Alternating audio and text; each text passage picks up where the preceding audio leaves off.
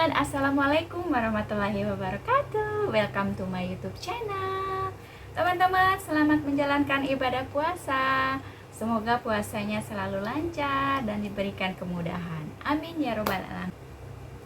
Oke, di video kali ini saya mau memberikan tutorial atau tips untuk membuat karet tongkat ketiak ya teman-teman, karena banyak banget teman-teman yang tanya waktu saya review tentang karet ketiak saya yang awet sampai 3 tahun, dan teman-teman pada nanya belinya di mana. Setelah saya kasih tahu belinya di mana, ternyata tokonya udah tidak memproduksi lagi ya teman-teman sekarang. Jadi akhirnya saya putuskan untuk membuat karet kruk sendiri dengan cara sendiri, dan alhamdulillah awet juga ya teman-teman. Intinya awet, tahan lama, dan tidak licin ya teman-teman.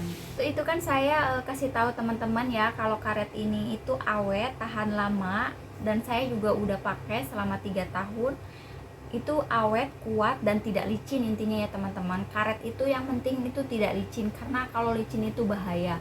Karena karet ini bagus banget ya teman-teman, kalau kita nemu air dia itu langsung nyedot ke bawah, dan kita juga nyopotnya itu susah gitu kan. Kalau karet-karet yang biasa nemu air pasti kita terpleset dan jatuh.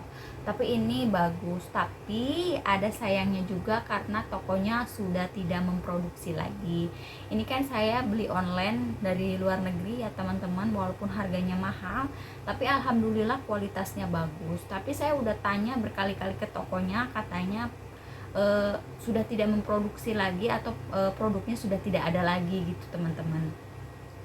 Banyak teman-teman juga yang sudah pakai ya, karena lihat dari konten saya, dari video saya, banyak teman-teman juga yang udah pakai ini, dan mereka juga bilang alhamdulillah tahan lama, awet, dan tidak licin ya teman-teman. Tapi karena sekarang nggak ada ya teman-teman, sudah nggak produksi lagi, jadi saya cari cara gitu loh, gimana sih caranya bikin karet yang awet gitu. Ini udah tinggal satu-satunya ya teman-teman, jadi saya bingung kalau ini rusak saya pakai apa gitu. Soalnya kalau saya pakai karet yang biasa itu karetnya itu mudah jebol dan tidak awet ya teman-teman. Akhirnya saya sama suami sih teman-teman yang punya ide gitu. Dia mikir-mikir gitu, gimana sih caranya bikin karet kruk itu yang awet gitu. Karena masalah kita disabilitas yang menggunakan tongkat atau tongkat ketiak itu ya, di masalahnya itu di karet ya teman-teman. Ya intinya kita ingin aman gitu ketika kita pergi kemana gitu, jauh, atau kita lagi jalan gitu, itu aman gitu buat kita, nggak licin, nggak mudah jebol gitu. Karena tongkatnya itu adalah pokok ya buat kita, karena buat kita jalan, buat membantu kita jalan gitu. Dan akhirnya suamiku punya ide ya teman-teman, membuat karet ketiak itu dari pralon dan karet. Nah teman-teman, seperti ini contohnya. Nah ini dia teman-teman bahannya, yaitu karet dan pralon. Saya belinya itu di toko oren ya teman-teman. Tapi sebelum kalian beli karet, kalian harus ukur dulu ujung tongkatnya sesuaikan dengan pralon. Nah untuk karetnya ini ukuran 50 kali 50, dan untuk pralonnya ukuran 1/4 kali setengah inci ya kalau nggak salah teman-teman. Kalian beli pralonnya disesuaikan dengan ujung tongkat kalian masing-masing. Nah sebelum dipasang, pralonnya harus dipotong dulu teman-teman, kira-kira disisakan 1,5 cm ya dari atas. Ini sebelum dimasukkan ke dalam pralon, otomatis karetnya itu harus diiris dulu, disesuaikan dengan pralon ya teman-teman, biar karetnya bisa masuk ke dalam pralon. Nah ini suamiku mulai membentuk ya teman-teman, membentuk karetnya supaya bisa masuk ke dalam pralon.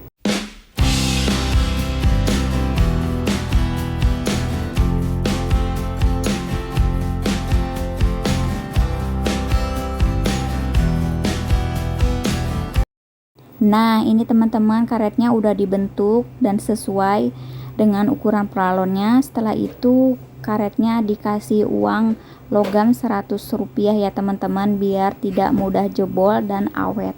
Nah setelah itu pralonnya dimasukkan ke dalam karet tersebut. Nah, tuh kan teman-teman pas ukurannya, jadi karetnya itu kenceng ya teman-teman, nanti tidak mudah copot. Inilah bentuk penampakannya.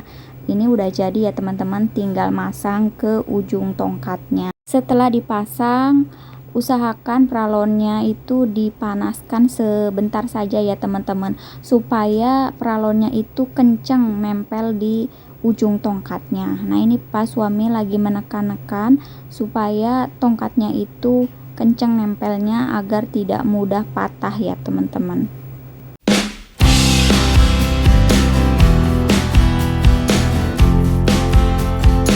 Setelah pralonnya selesai dipanaskan, lalu karetnya itu dibaut dengan pralon ya teman-teman, supaya tidak copot karetnya. Sebenarnya tanpa dibaut juga nggak apa-apa ya teman-teman, nggak copot, tapi untuk keamanan kita baut aja ya teman-teman untuk lebih amannya.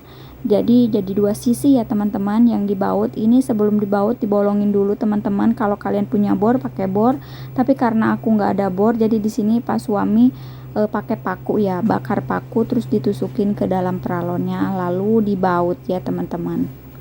Teman-teman, ini udah terlihat ya, kenceng banget dan aman. Nah, ini dia teman-teman, udah jadi.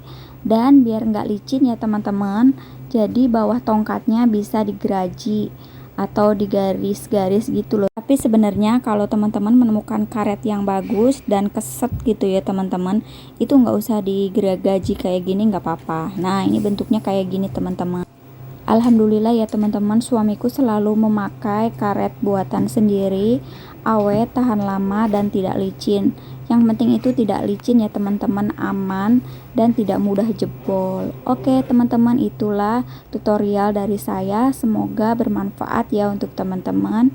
Terima kasih yang udah nonton. Wassalamualaikum warahmatullahi wabarakatuh.